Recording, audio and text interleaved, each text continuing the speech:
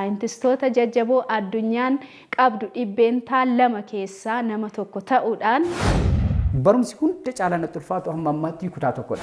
daandii milkaa'inarra nama fiigaa jirudha. Kana mana sirreessaa keessa taa'ee guyyaa baradheeni. Milkoofteetti fuftee moo bu'aa ba'iin jireenyaa kun si dadhabsee? Gulukoosii koo fudheen kilaasii dhaqa malee hospitaalarraa badee kilaasii koo luus godheen bahe. Warra keemistirii ta'an irratti yoo qorannoo gaggeessan booda deemee garuu muuziyeemii gala jedhee yaada daabboon. Hedduma baatee imboochaa galgala. Natti dhaga'ama. Duras warra turan hamma warra jiran keessaa nama paablikeeshinii baay'ee godhe keessaa ani tokkoffaadha. Lafti galgalaa'ee akka galgalaa'etti nafuun bari'a. Akkam hooltan kabajamtoota hordoftoota keenyaa iddoo jirtan maratti nagaa isiniif hawwinaa kun qophiyaanaa dhufuutiin torbeedhaan keessummoota jajjaboo istiidiyootti affeeruudhaan muuxannoo jiruu fi jireenya isaanii isin biraan ni geenya. Maarree har'as keessummaa jabaa tokko qabannee dhiyaanneetii jirra. Keessummaan keenya har'aa hojii gurguddaa biyya keenyaaf Afriikaadhaaf sana qofas otoo hin ta'in addunyaadhaaf gama fayyaatiin nama hojjetedha. Ogeessa fayyaati. Ogummaa kana irratti dhibeewwan gurguddoo akka addunyaatti yaaddoo ta'aniif fala barbaaduudhaan qorannoo irratti gaggeessuudhaan nama beekamudha. Yeroo ammaa kanatti qorannoowwan sadarkaa idil addunyaatti beekamtii argatan 130 ol hojjetee gumaacheeti kan inni jiru. Kanumaanis immoo qorannoowwan isaa kunis immoo gama fayyaatiin bu'aa jajjabaa buusuudhaan jijjiirama warra fiduu danda'an jedhamuudhaan bara 2025tti saayintistoota jajjaboo addunyaan qabdu dhibbeentaa lama keessaa nama tokko ta'uudhaan warra adda ba'an yookiin immoo addunyaan beekamtii kan kenniteefidha. Keessummaan keenya gama jiruu fi jireenya dhuunfaa isaatiinis nama rakkinni harkaan kennisiisne nama jabaa rakkina keessatti bu'anii ba'uu keessatti beela'uu keessatti dheebochuu keessatti dhaabatee mul'ata isaatiif jiraatee mul'ata isaa biras ga'ee addunyaaf immoo yeroo ammaa kana furmaata ta'aatii jirudha. Keessummaan keenya Dr. Jiinanus Fiqaaduuti kan isaan jedhamani. Isaan wajjiniin turtii bareedaa ni goona. Baga nagaadhaan dhufte. Baga nagaan eegidensinis. Isaan yoon jedheetti fufee tolaa. Lakki. Doktari isin jedhiini. Isin duwwaa Jiinanus. Siinaa jedhu. Doktarummaan maaliif fudhan? Doktarummaan barbaadu. Duras yeroo baay'ee sooshaal miidiyaa irratti ani doktarii akka jedhamuun barbaadu. Sababni isaa haaluma keessa tureenidha. Madaa wayiin qaba. Yeroo ijoollummaa koo abbaan koo doktarii taata waan naan jedhuufi. Abbaan koo sun immoo ta'u doktariin ta'in sana waan jalaa darbee fi maqaa sana waamuu natti hin tolu. Lammaffaas immoo biyya bakkeetti namni doktarii namaan hin jedhu. Doktarii hin jedhamu yeroo baay'ee nama mana yaalaa keessa duwwaadha malee piroofeesaris doktaris namaan hin jettu. Garuu maqaa sarneemiitiin yookiin immoo maqaa akaakayyuutiin gaafa waamtu doktari jetta malee Jiinanus madha. Jiinanus gargaara piroofeesaraa wedhu. Gargaara piroofeesaraas yaa'u maqaan akkas jedhamu hin jiru. Garuu yuunivarsiitii Wallaggaatti gargaara piroofeesaraati. Haa ta'u Jiinanus baga nagaadhaan dhuftee istiidiyoo keenyatti yeroo qaalii qabdurraa yeroo keetti hojii gurguddaa hojjechuu otoo dandeessu wanti ani jedhu muuxannoon jiruu fi jireenya koo ogummaan koo nama bira yoo ga'e immoo faayidaa qabaattee asitti waan nu dhufteef galatoom ulfaadhu. Anis carraa kana argadhee muuxannoo bu'aa bayii jireenya koo sheer gochuudhaaf hiruudhaaf carraa argachuu koof atis immoo na affeeruu keef gara anaa dhufuu kiyyaaf hedduun gammada ulfaadhotis. Akkami jiruuf jireenya? Yaa'u jireenya addunyaa kun 10 guutuu 9 madhamu 9 jedhama hirruudha. Eenyuufuu jireenyi 10 guutuu yoo baay'ate 8-9 ta'a. Yaa'u anis achuma keessa tokkoomma 9 keessa jiraachaa hin jira. Kanaaf jireenyi bu'aa bayiidha. Eenyumaafuu taanaan kanaaf jireenyi wal'aansoodha. Gara kamittuu yoo hojjette hin daldalta ta'es whatever jireenyi wal'aansoodha. Kanaaf ganama wal'aansoo goonee galgala rafna ganamas wal'aansoo. Kanaaf amma lafarra jirrutti ergama keenyaa fiixaan baafachuuf guyyaadhaan wal'aansoo wal qabuun dirqama. Wal'aansoo qabdee kaan kuffisaa iddoo kaanittis immoo kufuuf yoo jettu deebitee injifachaa ittuma jirta jechuudha. In kuftaa kuftee garuu achiin naftu inni guddaani takkan kuffistaa takkan kuftaa inni guddaan garuu egaa kuftee booda isa si kuffise sana deebistee kuffistee injifatta. Dirqamadha kun. Kanan ta'u taanaan kuftee amnaan achumaan hafuu keeti. Jireenya keerraa waa baay'ee kallattii kanaaniin hubannaa booda hin kaasnaa. Jiinanus akkatti yoon silaalu warra Hindii kanaan fakkaata akkami? Amma gaafa Hong Kong keessa namoonni baay'een yeroo eerpoortii irraa bahu ati Sri Lankaadhaa naan jedhu guyyaa baay'ee. Egaa Indiis miti Oromoodha garuu namni takka takka bifa adda addaatti wal fakkaachuu danda'a. Hindoonni gurraachonni jiru wal fakkaadha garuu naannoo keenya hindoonni sim turre akka chaayinoota kana hin jiranii kanaaf karaa kanaa shakkiin hin jiru jechuu barbaade. Otoo chaayinaa fakkaadha ta'e warri karaa hojjetan jiru waan ta'eef nama shakkisuu danda'a duuba deebisu. Amma garuu shakkiin jira jedhee yaadu kanaaf.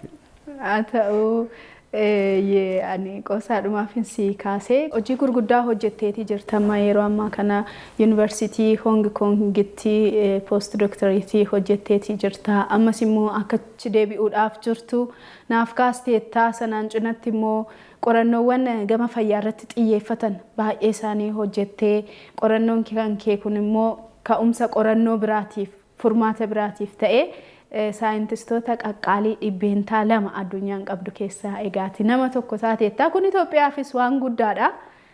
Uummata keenyaafis waan guddaadha. Yeroo tokko umuriin lakkoofsa jireenya murteessaadha. Inni guddaan akkuma jettee umuriin lakkoofsadha. Yaa gaafa laaltu anis dulloomeera. Akkasii? Umuriin koo deemeera. Deemeera gaafan jedhu umurii lakkoofsaan otoo hin taane hojii hojjettuunidha. Warri westernii nami kan isaan umurii lakkaan fakkeenyaaf paayileetiin waggaa 2tti du'ee waggaa 5tti du'eedhanii irratti barreessu. Nun garuu waggaa 70tti waggaa 80tti jenna. Sababni isaa yeroo baay'ee namoonni kan isaan herregan bara jiraatan waan dhalootaaf hojjetaniin herregama. Paayileetii waggaa 2tti du'ee akkamitti waggaa 2tti du'a paayileetii ni jedhu. Garuu wantichi dhalootaaf kan inni hojjete waggaa 2dha. Kanaaf umurii 100 jiraachuu miti inni guddaan umurii 20 ta'e 30 jiraatte waan gaarii hojjette isadha jedheen yaadanis kanaaf umurii carraan alaatametti anis Muhammad danda'e jechuun hamma warra kaanii ta'uu baadhus jireenya wal'aansoo wal qabuu sana keessa darbee waan dhalootaaf ta'u hojjedheera jechuun danda'u garuu hojjechuufan jira. Hojjetaas jirta. Hojjetaas nan jira fuuldratti immoo nan hojjedha yoo Waaqayyo na gargaare jedhee yaada. Maal hojjetteettaa maal hojjettaa gara fuulduraatti kan jedhu bal'inaan hin kaasna. An barataa baay'ee dadhabaan ture. Daree keessaas nama dhuma ba'uun ture jettee tureedha moo jireenya faallaa jirta. Saayintistoota qaalii addunyaa dhibbeentaan lakkaa'aman keessaa nam tokko taateetta. Jijjiirama guddaan kun akkamitti dhufe? Gaafuma naquu reebameen marumsaa kashilabbee magaalaa ta'ee barsiisaan na dhayeessa. Sababni isaa immoo ani daa'ima waan hin turre barataa hin geenye naan jedhee naariya. Saabooda achuma keessa dhaabbeen ani immoo nan bu'a. Guddisee man bu'a akka namni dhaga'utti. Innaa saabooda nan galadhee galees booda garuu deebisanii marumsaa na galchanii. Kanaaf ani akka itti dubbisanis akka itti qabatanis hin beeku. Kutaa tokkotti dhuguma 41ffaan ba'e. Namni na booda ba'e jira jedhee yaadu afureejiin 51 ture kutaa 2tti darbe. Hiriira fa'aa hiriirsanii ani seeran beeku akka marumsaa keessatti hin fincoomne. Hiriirri fa'aa hiriirfame yeroo alaabaan fa'aa bu'anii fuuldura dhaabbadheen fa'aa fincaa'uun. Innaa guyyaa meeqa ture? Umurii xiqqaa hin beeku akka itti marumsaa keessatti fincaa'amnis hin beeku ture. Umuriin kee 7 gadi galte? Naannoo waggaa 5ti. Innaa hin beeku ture. Wantoonni kun jiru turanii na yaadadha kutaa 8tti kanan arfaffaa bahe. Hamman maastersiif fitutti an abbaa koo gammachiisuuf hin baradhe. Jechuun ofii koo otoo hin taane abbaa koo gammachiisu. Sababni isaa abbaan koo kutaa 2 barate. Garuu nama isa kam caalaa beekannaa gaafan galu qabxii koo ilaalaa yoo 10 fideera ta'e hin gammada. Yoo gara gadi fide garuu na reeba. Kanaaf abbaa koof jecha yeroo 41ffaa bahu reebicha sana jalaa baqachuu 20ffaan bahee jedhe. Jireenya koo keessa barumsi hunda caalaa natti ulfaatu hamma ammaatti kutaa 1dha. Kanaaf kutaa 1 immoo 2tu naa salphataa 2 3 naa salphataa. High school irra elementary natti ulfaata. Prep gaafan galu oolidhaa 1ffaa bahee kilaasikoorraa 1ffaa bahee. Kanaaf ana hundarra kan naa salphatu PhD dha. Ittaane mastersi dha, ittaane degree dha, ittaane preparatory dha, ittaane high school dha, ittaane elementary dha. Kanaaf elementary faallaa ta'e. Kanaaf nama barachaa jiru hundumarra naa salphata. Gaafa nasicha deemu naa salphachaa deemee natti ulfaanne. Miidiyaa hawaasaa kana irratti hin barreessitaa anis sin hordofaa mul'ata qabaachuu fi mul'ataaf jiraachuu kan jedhu ergaa akkasii kan qabu dubbiseera. Ati mul'ata kee jiraachaa deemte jechuudha gaafa ol siqxu. Wanta irratti xiyyeeffadhee barreessu sooshaal miidiyaa irratti waa'ee mul'ataati. Mul'ata qabaachuu otoo hin taane mul'atichaaf jiraachuu. Namni hundumtuu gaafa rakkatu jabaadhu siin jechuu danda'a. Garuu gaafa rakkinni sarara ga'u ofii immoo keessa darbuu dhiisuu danda'a. Burtukaan yookiin muuziin firii gaarii qabu mataan isaa gadi jedha. Yerootti gadi jettu jira. Yoo gadi jette malee ol jechuun hin jiru. Kun beekamaadha. Kana jechuun yeroo gatii kaffalutti gatii kaffaltee mataan kee ol jedha malee ismuuzilii wal qixxeen deema yoo jette ulfaata. Kanaaf hamma jiraadhu keessa hamma ammaatti Waaqayyo na gargaaree mul'atan yeroo ga'uu qabutti ga'aa jira. Jiraachaa jira jedhee man yaada. Ilmaa jiruu fi jireenya kee keessatti nama yoo gaafadhu inni mallattoo ciminaati jechuutii dandeenya. Ciminni maal fakkaata yoonnee namoota hedduu eeraman keessaa jinenuus jechuutii dandeenya. Nama mul'ata isaatiif ka'uun, kufuun, argachuun, dhabuun, nyaachuun, daaruun isa nanqisneedha. Bu'aa bahii jireenyaa hedduu dabarsee daandii milkaa'inarra nama fiigaa jirudha kan jedhamuun dhaga'amee bu'aa bahii natti dabarsite maal jinenuus? Bu'aa bahii akkuma beekamu yaa'u iddoon itti dhalatti bu'aa bahii qaba. Ana duwwaa ta'uu hin taane kun kan nama hundumaati. Garuu akka dhuunfaatti chaalenjiiwwan daddabarsee inni guddaan maatii rakkina maatii ture. Yeroo baay'ee ijoollummaa koo irraa qabee abbaa koo dhukkuba ture. Kanaaf yeroo baay'ee mana kimiitti waan qabnu mana kimiitti fixaa turre. Innaa chaalenjii abbaa koo duukaa rakkachaa turre baay'ee isa dhukkuba ture. Qabeenya keenya yeroo irra caala mana yaalaatti finnee. Chaalenjii inni itti aanu garuu inni ulfaataan garuu booda yeroo adda addaa mana sirreessaa galuu ture hidhaa ture. Kanaaf ani mana sirreessaa adda addaa beeka. Waajjira poolisii bakka adda addaas beeka. Kunis immoo kan inni ta'e yeroo piriiparaatoorii baradhu. Hidhameen ture siisteema yeroo sana keessa ture. Haala ulfaataa ture. Boodas immoo waggaa tokko booda yeroo yuunivarsiitii galuu hidhameera. Eegasiis immoo erga maastersii kana fixees immoo takka hidhameera. Kanaaf irra deddeebiidhaan hidhaa ture. Na dhukkubaas ture yeroo mana dhaarraa ba'us immoo akka ammaa kana gargaarsi akka gaastiriikii na dhukkubee sarjarii haa ta'uudhanii yeroo sana akka gaastirik kaanserii jedhamee shakkamee sarjarii akka hin ta'uuf ulfaataa ture. Kanaaf gatii inni kaffale yeroo baradhu ture keessumaa yeroo yuunivarsiitii baradhu ture giluukoosii yoo narra jiraateyyuu kilaasii koo luuz gochuun barbaaduun ture. Kanaaf giluukoosii koo fudheen kilaasii dhaqa malee hospitaalarraa badee kilaasii koo luuz godheen beeku. Hiriyoonni koo anaaf waa'ee koo dhiphatu miidhaman du'a jedhanii yaadu ani garuu isaan dura kilaasiin gala. Naaf giluukoosiin otoo natti ta'ee jiru anoo fayyeeradheen gaafii giluukoosii fudheen bada. Yeroo yuunivarsiitii galuu ture waggaa 2 hidhamee waggaa tokko mana sirreessaa keessan ture. Waggaa saxxaanu garuu guyyaa baradheen galgala galaa ture. Kanaaf yuunivarsiitii waggaa tokko ani ibsaas nagarree akkatti namni baratus hin beeku ture. Kanaaf mana sirreessaa keessa taa'een guyyaa baradheeni galgala gala ture. Maatii duukaa waan hidhameef yeroo sana gatii daabbootti bitachuuf dirqama hojii humnaan hojjedha ture. Teenisiin kireessa ture guyyaatti birrii tokko jechuudha. Achuma keessa ganama aduu keessa amma galgalaatti dhaabadheen qarshii tokko argadha. Teenisichaan koomitan namaati. Namaaf qacarameen hojjedha. Booda garuu manarra deemee warra mana sirreessaa keessa jiran inni tokko na qacarate televiinii namatti agarsiisa. Manarra deemee televiinii tokko duwwaa jira. Har'a kutaa tokko yoon galchee bor kutaa tokko galcheen guyyaatti birrii 14 ture. Egaan immoo birrii 2 naa laata. Birrii tokko irraa mindaan kee lamatti ture. Akkasii hojjechaan ture. Booda immoo achuma keessa fiilmii fa'aa ilaalchisan ture.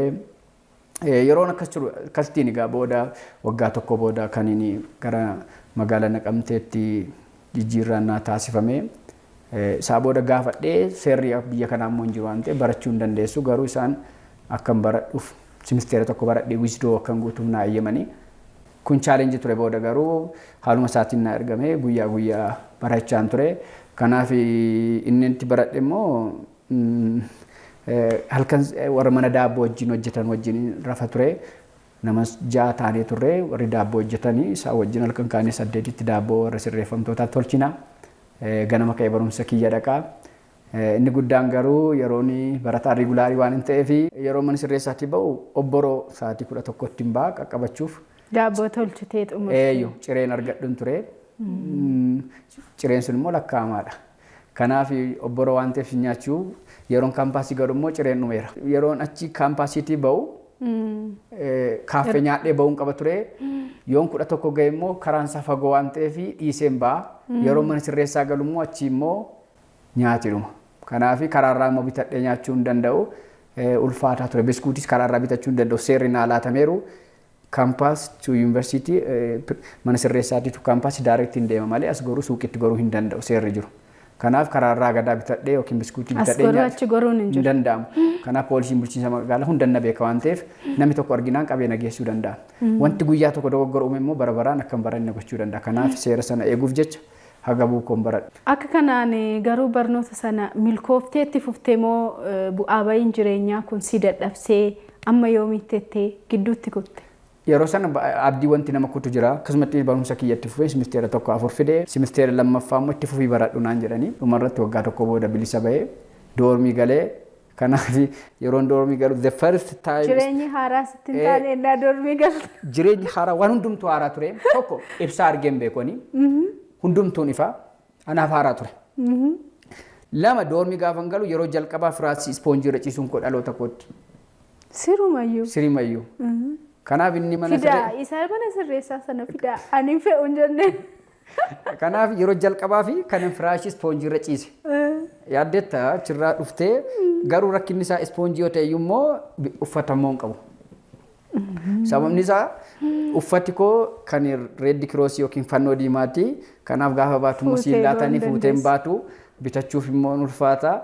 Ansoolaas hin qabu. Kanaaf qullama koo waan hin ba'eef wanta ani godhe ijoollee warra doormii isaanii hiriyoota warra wajjin barannu har'a dhaqeen isa kana bira rafaa.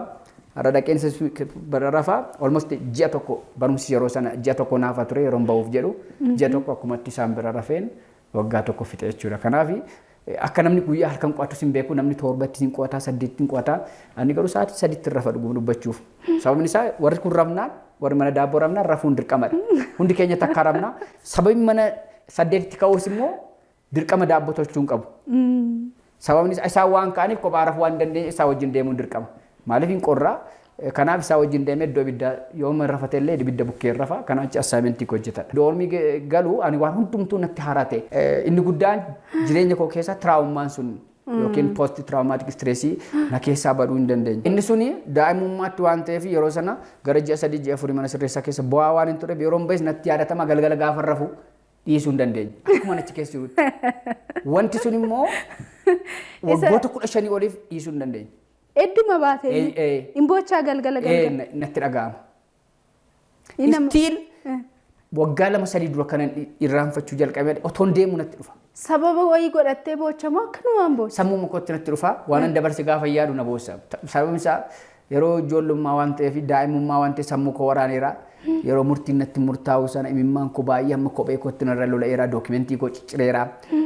Innaa sana gaafa yaadu galgala waan hin bu'aa ture waan hin dabarse sana otoon beekiin natti dhufa. Otoon deemu guyyaa karaatti na qabata. Amma garuu afamasi. Baga barri boo'icha keetii xumurame. Amma xumurame. Baga xumura argate. Ani garuu wantichi akkas ta'een beeku achi ba'uu kootti waan na gammachiisuuf hin bu'a. Eeyyee dhugaadha. Yeroo san achi ba'uu kootti har'a ga'uu kootti jiraachuu kootti na gammachiisa. Jiruu fi jireenya kee keessatti wantoonni darban kun muuxannoo guddaadha maaliif namni jireenya isaa keessatti qorumsa garaagaraa qabaa bu'aa bayii garaagaraa qabaa kan kee qorumsi karaa biraa ture garuu qorumsa ulfaataa keessa amma har'a kana yeroo nuti haasofnu kana warreen jiran warreen abdii kutatan kanarra barumsi maallaaf godha kana boodeessan dhaqaa jireenyi maallaaf godha warreen jedhan iyyuu baay'ee ta'uu danda'u waan ta'eef namoonni hedduu waa guddaa sirraa hubatu bu'aan cichoominaa milkoominaa isa jedhan kana jireenyi kee hin mirkaneessa. Jiinenus inumaa daabboo mana hidhaa waggoota 18 faana turte. Akkamitti seenaan daabboo sana? Daabboon suni bara 2000 keessa tolfame yeroo mana sirreessaa gala. Kanaaf akkuma siin jedhee achi keessatti akka nafne nan beekan ture. Sababni isaa guyyaa tokko dhugaan koo naa dhagaamee baha jedhee waan hin yaaduuf abdii kutadhee kanan imin bo'us keessaa bo'uuf ture. Yeroo hunda galgala kan hin bo'u karaa kamiinan keessaa baasa jedhu yaadan ture. Furmaati ani argadhe tokko mana sirreessaa jijjiirradhee barachuu ture. Inni meetidii tokkodha keessa ani ittiin ba'u baradhee keessaa ba'uuf ture. Kanaaf daabboon suni yoon guyyaa tokko daabboo 2 ture mana sirreessaa irraa kan hin baase namatti laattadheen hin danda'amu ture. Daabboon sun waggaa 18 fixeera. Daabboon kuni dookimentii kooti har'ayyuu na wajjin jira. Maali yaaddee fuutee baatee akkamitti immoo daabbichi ture? Seenaa daabboo kanaayyuu dhaga'uun barbaade nama. Nama baay'eetu na gaafata namoonni baay'een daabboon kun daabboo sirrii miti yookiin immoo aayidiyaal daabboodha jedhanii yaadu garuu daabbichi isuma sanadha. Isuma nyaachaa turte. Namoonni hundumtuu beeku suurri isaas jira daabboon isaas jira warri yeroo sana turanis jiru daabboon sun saayizii isaas hin jijjiiramne bifti isaas hin jijjiiramne daabboon sun duruma yeroo nyaattu akka cirrachaa qaban jabaata yeroo sanas jabaata ammas hin jabaata. Kanaaf daabboo sana kan hin fudhe guyyaa tokko yoo nama ta'e namoota chaalenjii keessa jiranii fi jajjabina ta'a waan jedhudha. Tokkommoo achii dhufe eessa ka'umsa koo kan irraanfanne namni takka takka iddoo irraa kan irraanfata. Yeroo sana taa'ee iddoon har'a jiru kana argaan ture. Innaa guyyaa tokko keessaa waan hin bahuu danda'uuf achiin ture jedhee yoo namootatti himee nama isa kaaniif karaa ta'uu danda'a jedheen kaawwadhee wanti sun naa milkaa'ee har'a daabboon kun waggaa 18 biyya hundumaa ardii hundumaa deemti. Kanaaf na wajjin dookimentii koo lafa kaa'amale. Biyyoota hedduu dhaqxeetta tamma. Fakkeenyaaf daabboon kun Raashiyaa beekti, Singaappoor beekti, Jaappaan beekti, Kooriyaa beekti, UK beekti, USA beekti. Kanaaf biyya baay'ee beekti. Kanaaf dookimentii koo dhiise malee daabboo koo dhiise hin deemu. Dhugumadha yeroo tokko tokko namni waan irraa ka'e waan dagatuu fi kufaatii hin taane kufa. Daabboo yoo taa'e alaa'uu qabaa. Walitti shuntuuruu qabaa, goggogee caccabee baduu qabaa. Daabboon kun akkamitti taa'e? Maa qorannoo irratti hin goosistoota har'a kan?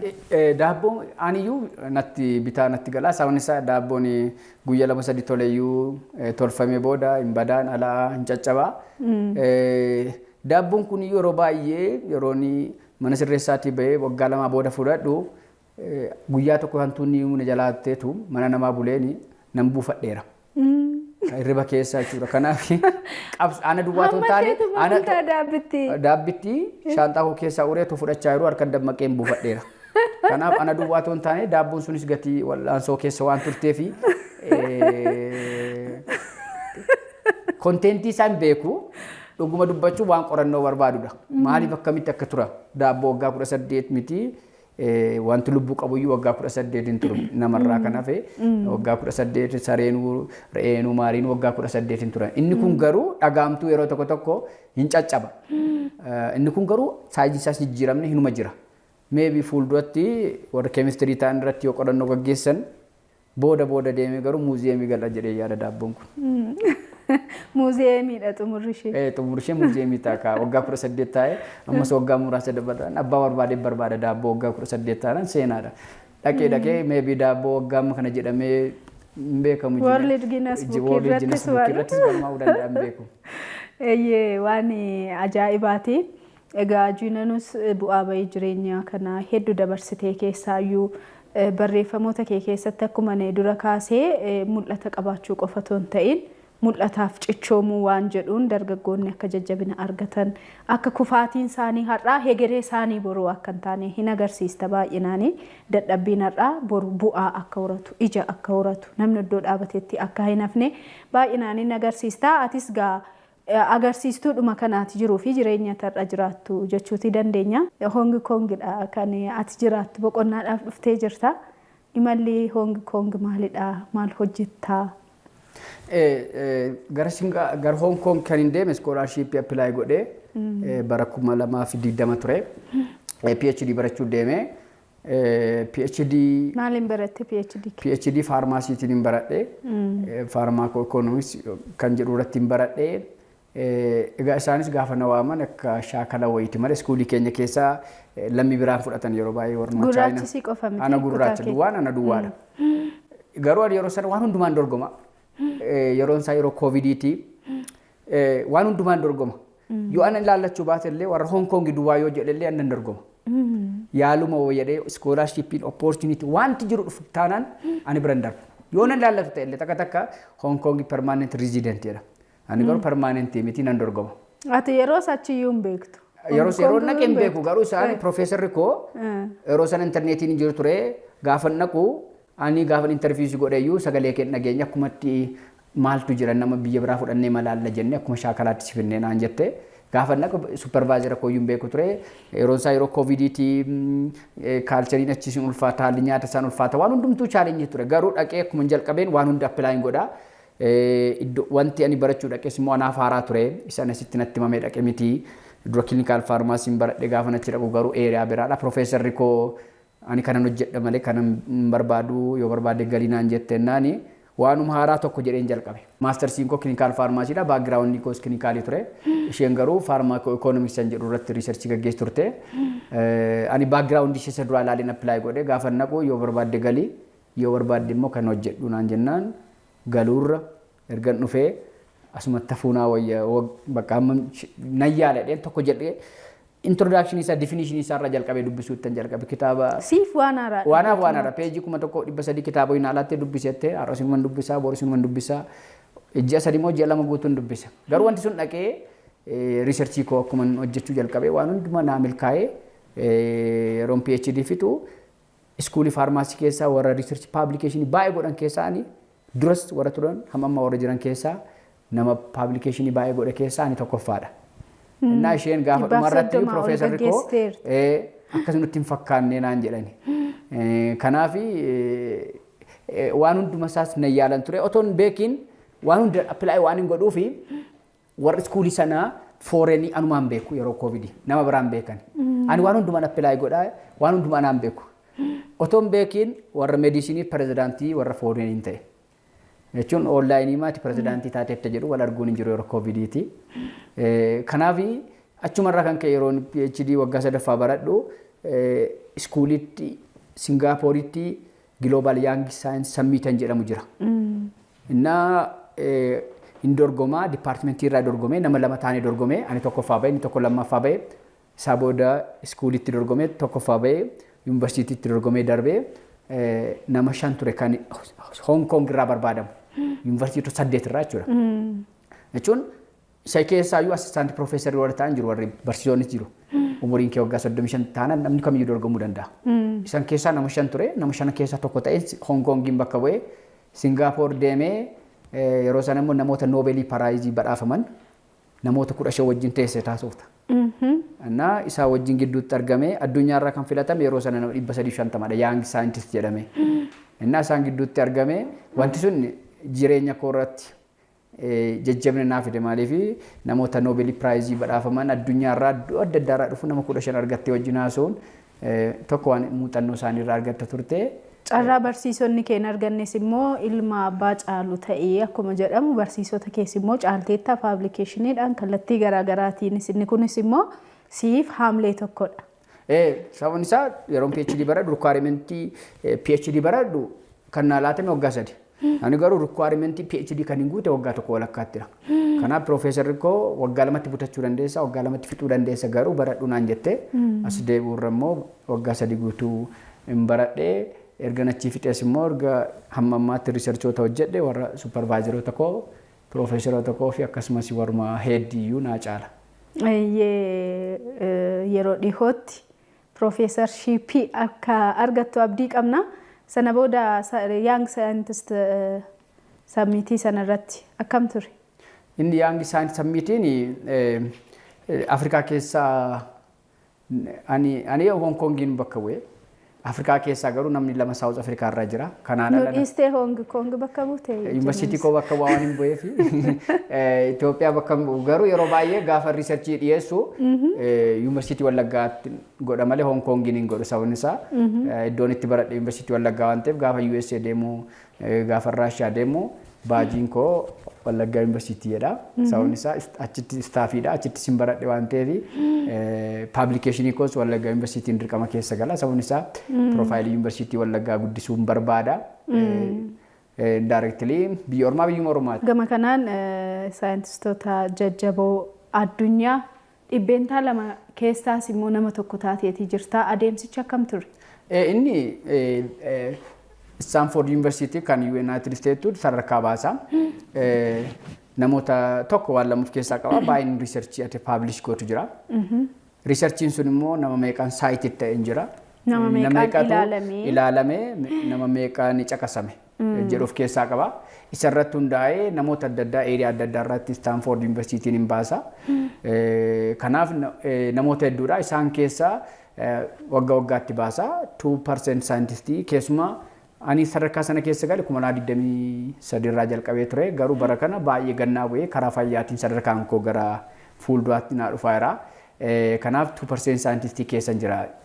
Publication yeroo baay'ee namni saayintistiin gaafa waa uumuu duwwaa ta'uu hin taane riisarchiin maxxanfamanis karaa adda addaatiin ibaaluweet ta'a.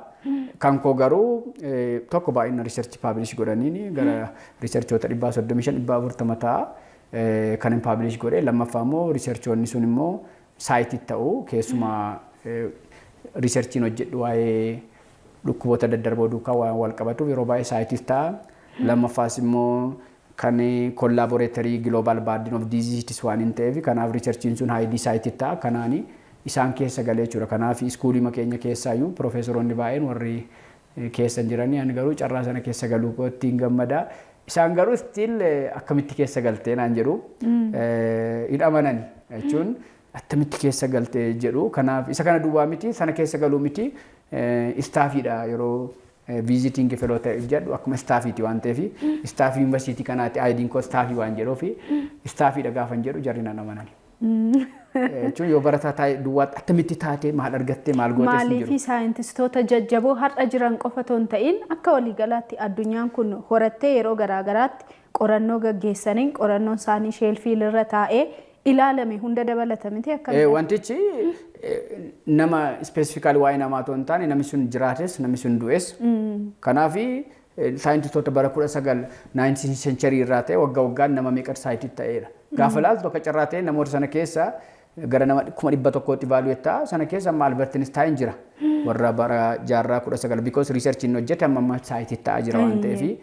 Kanaaf waa'ee nama individuaalii dorgomsiisan otoo hin taane qorannoo online irra jiru walitti qabeet walitti evaluate godha. Warra du'anis warra jiranis warra siinerii ta'anis hunda dabalata waan ta'eef kanaaf namoota hedduu irratti evaluate baay'inuma publicationii fi saayitii ta'e lakkaa siistemii mallakkaa malee inni kun wal dorgomsiisanii miti. Kanaaf akkuma addunyaatti kan ilaalamudha malee kan yuunivarsiitiin tokko baasu yookiin immoo dorgomsiisee ati tokkoffaadha lammaffaadha jedhu itoo hin taane waanuma saayitii ta'e lakkaa siistemii jeneet godhee Stanford yuunivarsiitiin immoo akka riisarchiitti paablish godha waggaa waggaatti. Baay'ee gaariidha. Maqaa biyya keetiis maqaa yuunivarsiitii itti barattus akkasumas immoo rakkoo addunyaa keessa jiran keessaa namoota furmaata ta'an keessaa nama tokko ta'uudhaan maqaa biyya keetii maqaa yuunivarsiitii keetii waamsisaatii kan jirtu namoota milkaa'oo addunyaati jennee si waamuu dandeenya jennuusi. Keessumatti iyyuu immoo qorannoon kan keemee tuberkuloosisii irratti yookiin immoo dhibee TB dhibee sombaasa jedhamu kanarratti xiyyeeffatatteetii jirta. Qorannoowwan ati goote akka biyya keenyaatti akka Afrikaatti yoo as deebi'amee hagam rakkoo kana furuutii danda'u. Qorannoon gaggeessu yeroo baay'ee keessumaa kana PhD booda dhukkuba TB akkamitti balleessinaan jedhu health economic evaluation yookiin immoo kan irratti hojjedha. Tuberkuloosii keessumaa kan hojjedhu iddoo TB'n itti baay'atu keessumaa Eeshiyaa keessa Afrikaa keessaa fi Laatiin Ameerikaa keessattidha. TB'n kan inni baay'atu biyyoota guddataa jiranii irrattidha waan ta'eef WHO'n istaandardii wayii kaa'eera. TB bara 2035tti du'aati parsentii 90 daddarbuu isaa immoo parsentii 80 hir'isuuf hojjechaa jira. Sana milkeessuuf immoo qorannoo adda addaa invite godha. Kanaaf ani irratti hojjedhu fakkeenyaaf wanti USA'tti ta'uu Itoophiyaaf ta'uu dhiisuu danda'a. Yeroo baay'ee Philippines, Georgia, India, South Africa irratti hojjedha. Biyyoonni kun biyyoota TB qabanidha. Sana jechuun garuu wanti South Africaatti hojjetamu Itoophiyaa irratti hojjeta. Kanaaf GDP'n biyya tokko murteessaadha. Galiinsaa biyya tokko murteessaadha. Namni tiriitimentiin baadiyyaatti laatamuuf magaalaatti laatamu adda adda ta'uu qaba. Namni tokko fakkeenyaaf sa'aatii 2 deemee inni tokko immoo mana isaa bukkee yoo ta'e differensi qabaachuu danda'a. Hundumtu akka humna isaatti tiriitimentii sana fudhachuu danda'a. Fakkeenyaaf immoo meeshaa gurguddoo baadiyyaa geessinee diyaagonoos yookiin teest gochuu dhiisuu dandeenya hin danda'amu. Ibsaan hin jiru ta'a. Lafa ibsaan hin jirretti immoo maal gochuu dandeenya. Kanaaf seetaappii adda addaa keessatti kamtuu qoricha kamtu gaariidha. Haala ittiin identify goon immoo akkamitti gaariidha. Fakkeenyaaf baadiyyaatti amma elektirikiin lafa hin jirretti maaltu gaariidha. Kan USA'tti gaarii ta'e Itoophiyaatti gaarii ta'uu dhiisuu danda'a. Kan Finfinneetti fayyadamnu baadiyyaa Wallaggaa keessatti ta'uu dhiisuu danda'a. Kanaaf kana gochuudhaaf immoo Nama hundumaa fi TV balleessuudhaaf immoo iddoo hundumaa irratti hojjechuu qabna. Fakkeenyaaf magaala keessa balleessine baadiyyaa nama ajjeessa jira taanaan TV irrifnee reechuu hin danda'u. Sababni isaa inni magaalaa jiru baadiyyaatti dhufuu danda'a. Kanaafidhaanii kan irratti hojjedhu kun immoo dhaqee inpuutii yookiin immoo galtee ta'a WHOf.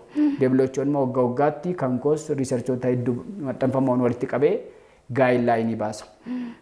Gaayidlaayinii akkamitti tiriitii goon akkamitti hojjenna kan jedhu baasa. Yaaliin kennamu walumaa galatti haala hawaas dinagdee kan xiyyeeffate ta'uu qabaadha. Haala hawaasa jireenyaa fi jiruuf jireenya isaa dinagdee isaa kallattii hundumaan yaaluu qofa otoo hin ta'in jiruu fi jireenya isaa wajjiniin kan wal madaaluu fi kan wal fakkaatu jechuudha. Kubbaa miilaa sin taphattaa miillis immoo si cabdee argeen ture. Inni kubbaa miilaa nan taphadha. Kubbaa miilaas teekwaandoo hojjechaan ture. Daanii digirii tokkoffaa qaba ture. Bilaak beeltii irra darbee jechuudha. Yeroo Wallaggaa tures immoo istaafii taphachaan ture. Honkoongees kilabii Koosmoos keessa taphachaan ture. Miilli koo na miidhamee ture. Isa duwwaas miti na dhukkubaas ture. Amma harki koo miilli koo hojjechuu didutti. Miilli koo sarjarii ta'e haala gaarii irra jira. Kanaaf kubbaas nan taphadha. Walumaa gara dhukkubas argeera. Dhukkuboota gurguddaas argeera. Balaa boombiis argeera. Balaa qawwees argeera. Balaan xiyyaaraas na mudatee ture Veetnaam keessatti. Balaan konkolaataas na mudatee ture. Hunduma keessa garuu jiraadhee irra ga'u kootti Waaqayyoon guddaan galateeffadha. Kanaaf maal jechuun barbaade namni dhukkuba keessa jiraachuu danda'a. Chaalenjii keessa jiraachuu danda'a. Dhabinsa keessa jiraachuu danda'a. Waan hundumtuun darba. Kanaaf dargaggoonnis ta'e namoonni kaanis hin fayyada waan ta'eef namni chaalenjii kam keessaa jiraatu waan hundumtuun darba. Lafti galgalaa'ee akka galgalaa'etti nafuun bari'a. Inni bari'es immoo ton galgalaa'ii nafu. Kanaaf namoonni anan sagantaa kanas dhaggeeffachaa waan hin jechuu barbaadu jabaadha. Inni guddaan mul'ata ofiif jiraachuudha. Kanaaf chaalenjiin jiraachuu danda'a. Jireenyi wal'aansoodha. Wal'aansoo immoo cimina caaluudha. Kanaa jechuun barbaadan. Haa ta'u jireenya sama kubbaa dhaabdee? Amma dhaabeera ji'a 9 dhaabeera garuu iftaan nan jalqabachaa hin jiru. Abdiin kutadhu waan abdiin kutadhu. Kongitti deebitee kilabni kee akkamidha? Kilaba akkamii keessa turte? Kilaba warra Chaayinaa ture. Ani istaafii nan taphadha kan yuunivarsiitii CHK kan barattootaa nan taphadha. Garuu ofiishaalii kan hin taphadhu Koosmoos kan jedhamu kan warra namoota Chaayinaa turanii isaan duukaa taphachaan ture. Liigiidha? Liigii keessa jira garagadiiti. Inni barattoota inni istaafii akkumattidha. Akkami gara Piriimeer Liigiitti guddisuuf hin yaadneeras? Egaa yeroo kanatti umurii kanatti gara Piriimeer Liigiitti guddisuun hin ulfaata. Kanaaf galgal hin ulfaata. Garuu inni guddaan tokko rikreeshiniidha. Lammaffaa fayyaa koo waan ta'eef badaa gara yoo danda'ame garuu maaltu beeka. Wanti limitti ta'e hin jiru waan ta'eef. Hin deebitan mannaa Hongitti deebitu kilaba keetti? Amma yaalii irra jira mana yaalaa deddeebi'aan jira gaafa naqus beellama irra jira ji'a 2-3 booda ganam fayyadee yaadaan abdiin kutu. Eenyu deeggartaa Piriimeer Liigii keessa kilaba kam deeggarta? Liigotuma addunyaa jiran keessa? Ani warra kaan irraa addadha. Sababni isaa kilabiin kubbaa na ilaala. Kubbaa kan ilaalu immoo ilaalee ittiin taphachuufidha. Malee deeggaruuf mi? Deeggaruuf miti. Ilaalee ittiin taphachuufidha. Kanaaf akka nama deeggaraa tokkotti akkuma taphattoonni kilaba jijjiirratan anis ilaalladheen jijjiirradha takka takka. Kanaaf itti of hin gatu. Si mallatteessisu dabaree. Kanaaf akka sakaanii kilaba koo tankooti jedhu waan jedhuun qabu. Sababni isaa warri adii waan na beekan hin qabanii anatu isaan beeka malee hankooti jedhee waan itti of gatuun qabu. Dargaggoonnis bashannanaaf ilaaluu qabu malee akka waan qabeenya keenya ta'e riisoorsii keenyaatti ilaaluu hin qaban. Sababni isaa yeroo keenya gubuu hin qabu. Garuu kubbaa na ilaala. Nan deeggaraa fakkeenyaaf keessumaa Arsenaaliin deeggaraa gaafa ta'uu didus immoo jijjiirradhanii Maanchisterittis Siitiittis jijjiirradhu Liiverpuulittis Liiverpuuliif Arsenaaliin jaalladha tapha isaanii Liiverpuuliif Arsenaal Riyaal Maadriidis nan jaalladha. Seeriyaa badaa miti. Deeggartoonni Maanchee dhiifama godhaafi. Deeggartoota Maanchis nan jaalladha. Kan Maanchis nan ilaala, kan Siitis nan ilaala, kan hundumaa nan ilaala. Garuu irra caalaa hankooti jedheen ilaaluun. Jechuun kilaba kooti waan ta'eef. Tapha biyya keessaa OBN Piriimeer Liigii Itoophiyaa dabarsaa jira. OBN nan arga garuu dabarsaara. Takka nan arga garuu kilabi isaas as keessa waan hin turre yeroo baay'ee sa'aatiin achi jiruuf sa'aatiin adda adda waan ta'eef. Naqxu isteediyeemii fa'aas. Asmoo? ergatiin aan jettee yaada gaarii naaf fidde kanaa booda dhaqeen isteediyeemii galee ilaala. Dr. Jinanus Fiqaaduu wajjiniin turtii kan goone egaa turtii bareedaa goone jenneetii yaannaa keessatti iyyuu dargaggoonni waa hedduu hubattaniitu jedheetanii yaada keessummaa biraa wajjiniin qophii anaa dhufu torbee biraa wal argina hagasittuu nagaa ta'a.